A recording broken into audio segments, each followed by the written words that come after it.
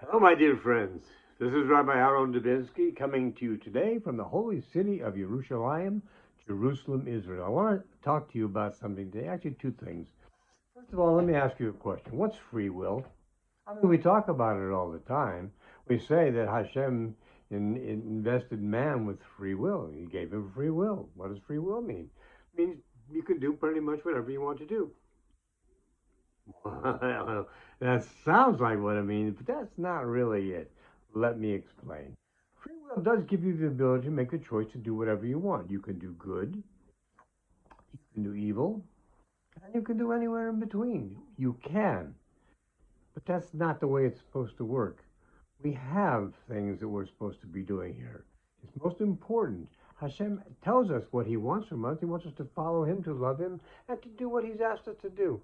So, problem is, you have a little confrontation between free will over here and doing really what you just want to do. So the problem is, let's give you an example. And a perfect example of this is lashon harah. Is lashon harah important? Boy, is lashon harah important. We just got done the last 5 weeks going on a whole trip around the world of lashon harah. What's lashon harah? Evil speech. Saying something bad about somebody else. What's so bad about that? There are reasons, and I'll get into those in just a minute, but let's talk about what Torah has given us. It was so important. The Torah, not once, not twice, but 3 times in the last 5 weeks, dealt with the case of lashon harah. Different cases, but still the same thing, evil speech. Let's start with the beginning. Miriam. Miriam was a prophetess. So she should have known you don't speak evil speech about people, but she said something about her brother Moshe. It wasn't all that bad, okay? In your terms, in my terms, it wasn't all that bad. But in the terms of a prophetess who should know better, you don't do it. So what happened to Miriam because of this? Because of this, she got saras. She got leprosy. For a week, she had to stay outside, separated from the camp because of that. Again, you're not just talking about some woman in the camp. You're talking about a prophetess, a woman who led the women. Like Moshe led everybody else, she led the women. It was important. She was set to set an example. And the example she set, according to Kadosh Baruch Hu, was not the example he wanted to have set. So that was 1 week. Next week, what do we have? We have the Meraglim, the spies. How is this lashon harah? Well, because they came back from the land of Israel after they explored it, and they badmouthed the land. Their lashon harah wasn't against any people, individuals in general. It was about the land. Now, let's take a look at that closer. You're talking about 12 men, the heads of the tribes. They weren't just anybody's. They were big shots, big shots. There are those who say the reason they lied when they came back is because they were afraid they'd lose their position as princes of their tribes, which is absolutely ludicrous. But we won't go into that right now. But that's not the reason why. So they went there and they came back with a report that the land was unconquerable, except for two of them. Two of them, Yeshua and Caleb, came back and they gave a good report. The other 10 gave a bad report. And let's just take a look at what happens on this. The children of Israel were released from slavery to freedom. Whoa.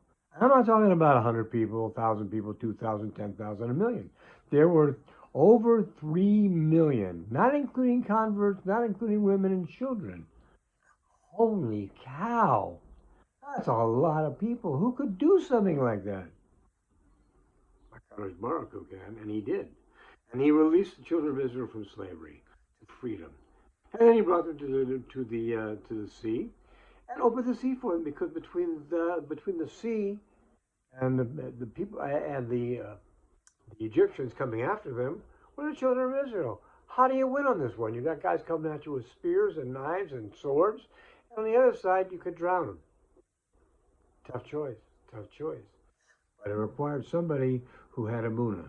I talk about emunah all the time. I don't want to bore you with it. You know what it is. It means faith in things that you can't see. The emunah of Nachshon ben Aminadab. He was He was the first to go into the Dead Sea, into the Red Sea, excuse me. The first one to go into the sea because he believed what everyone standing on that shore should have believed. The belief is, Hashem brought us this far. Why would he do this just to sink us here? And that wasn't the end of it. We also got water in the desert. We also got manna in the desert. We also got quails in the desert. We also beat armies that were much more powerful than us in the desert. So when Hashem said, go into the land and take it over, I'm giving it to you. Well, who is he to give it to us? Well, he tells us that in Bereshit. He says in the beginning, Hashem created the heavens and the earth. The whole purpose of that was to let us all know that Hashem himself created the earth. All of it belonged to him, which means he could give it to whoever he wanted. He could give it to somebody. He could take it away from somebody. He could give it to the Jews. He could take it away from the Jews. He could give it to the Canaanites. He could take it away from the Canaanites. Now we have it today. Why? We have it for one reason and one reason only. Because HaKadosh Baruch Hu gave it back to us. He said, let's try again. Let's see if we can get it right this time. So here we are. The spies come back, and they start bad-mouthing the land that they're going into. Oh, my gosh. How awful is this? After we've seen everything that Hashem has done for us, and we still don't have enough faith to believe that he's going to let us do the things we do? So, you know, there are a couple of lines of thinking today, particularly in raising children. For example, there's a line of thinking that says, if you don't stop crying, if you stop crying, I'm going to buy you something, so you'll stop crying. That is one way of doing it. It's not the best way of doing it, but it is one way. The other way was the way I was raised, and a lot of people that I know are raised. When you start crying, your parents look at you and they say, if you don't stop crying, I'll give you something to cry about. And that's exactly what Hashem said. I'll give you something to cry about. And over the years, there's many travesties that have occurred on the same day, which was Tisha B'Av, that these people all went to bed crying because they couldn't conquer the land, because 10 men told them they couldn't do it, and they believed the 10 men instead of their one God who told them they could do it. So every year, there's things like that going on. And as a matter of fact, while they were in the desert, a section of these people, a section of all these people came out who cried about it, knew it was their time to go, and every year they would dig graves. Some of them would simply get into them, and that was their end. This is the way to live a life. This is no way to live your life. This is where we've given so much. So much. We need to be able to appreciate it and say thank you. Thank you, Hashem, for all you give to us. Do we get everything we want all the time? No, we do not get everything we want all the time. But do we get what we need? Rolling Stones said it. You can't always get what you want, but if you try, sometimes you get what you need. So that's exactly the case here. So that was number 2, is the Meraglim. Then we have Korach. Korach took. That's the first 2 words of the parsha. Korach took. That was his problem. He wasn't giving, he was taking. He was taking for him. He was saying, who are you, Moshe? And who are you, Aharon? That you get all the goodies. I'm just as good as you. My friends are just as good as you. Why don't we get the goodies? And we know what the end was there. The next day, they had a situation where they took out the fire pans, and Korach and his people were swallowed into the earth. I suppose what he did wasn't the wisest thing to do. But once again, we're taught, you don't speak evil about people. Not even if you want to take over their position. He could have said to Moshe, Moshe, I'd like to have part of this too. What did he say bad there? Nothing.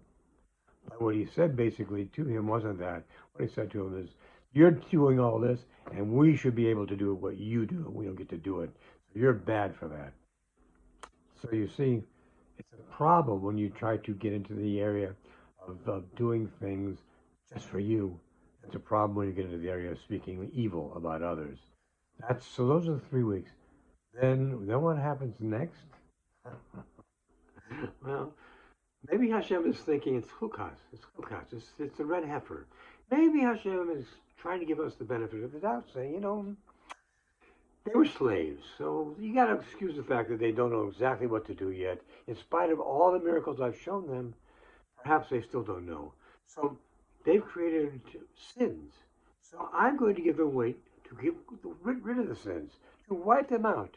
We're going to take the red heifer and we're going to kill it, and we're going to mix it with water and the red tie and the wood, and we're going to be able to sprinkle this on the people, and they're going to be clean.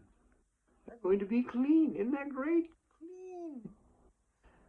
So that was what we did, and then then we move forward to the next week, and we have Balak and Balaam, the sorcerer. You have a sorcerer, the likes of which they say he was on the dark side, as powerful as Moshe was on the light side.